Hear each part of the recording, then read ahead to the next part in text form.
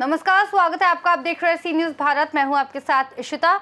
खबर छतरपुर से है, जहां बागेश्वर बाबा ने महान प्रेमानंद जी के विचारों पर देश में हो रहे विवाद पर अपनी प्रतिक्रिया दी।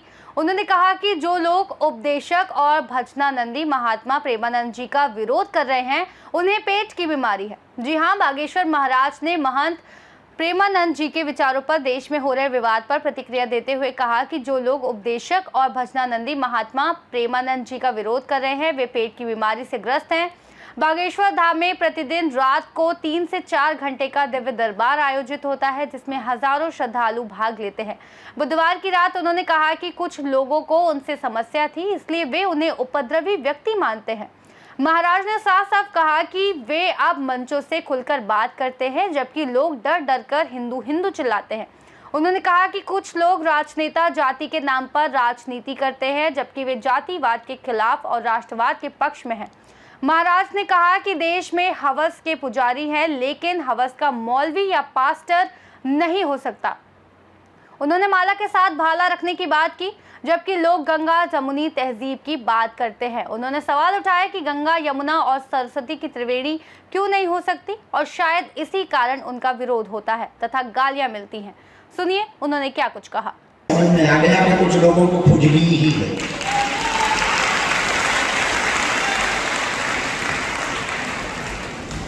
हमारा विरोध करना तो ठीक है, पर महात्मा प्रेमानंद जी का विरोध करना, वो तो उपदेशक महात्मा है, बड़े अच्छे भजनानंदी महात्मा है। उनका विरोध करना, इससे सिद्ध हो गया कई लोगों को पेट की बीमारी है।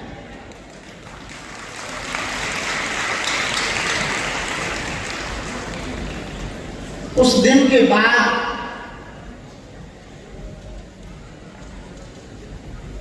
हमको एक बात और मन में बैठ गई कि इस देश में सत्य बोलना बड़ा कठिन है। ये बात भी सही है कि हर स्त्री बुरी नहीं होती, हर व्यक्ति बुरा नहीं होता, हर मजहब में व्यक्ति बुरे नहीं होते, सब पर कुछ तो होते हैं।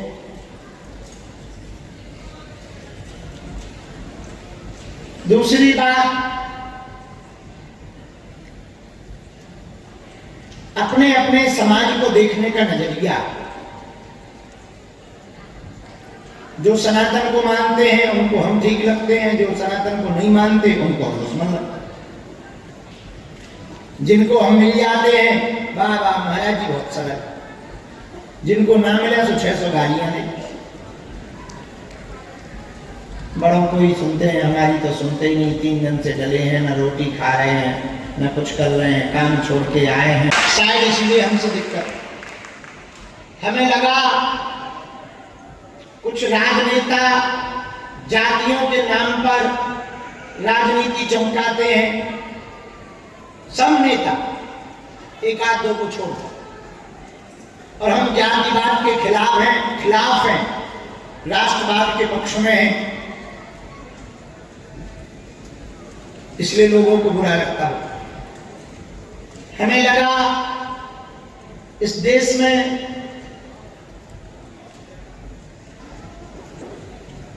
हवस का पुजारी है, तो हमने कहा हवस का पुजारी भर क्यों, हवस का मौलवी भी तो हो सकता है।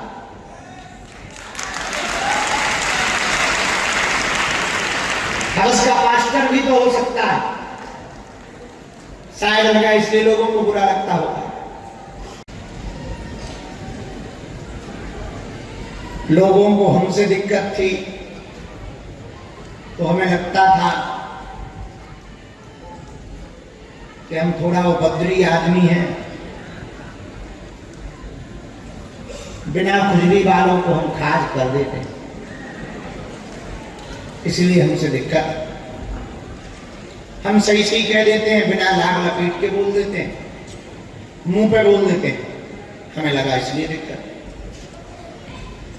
हमें लगा अभी तक लोग डर करके हिंदू हिंदू चिल्लाते थे, हम थोड़ा मंचों पे ललकार के कह देते हैं कि नफरत नहीं, हम प्रेम के आदी हैं, पर गर्व से कहते हैं हम हिंदुत्ववादी।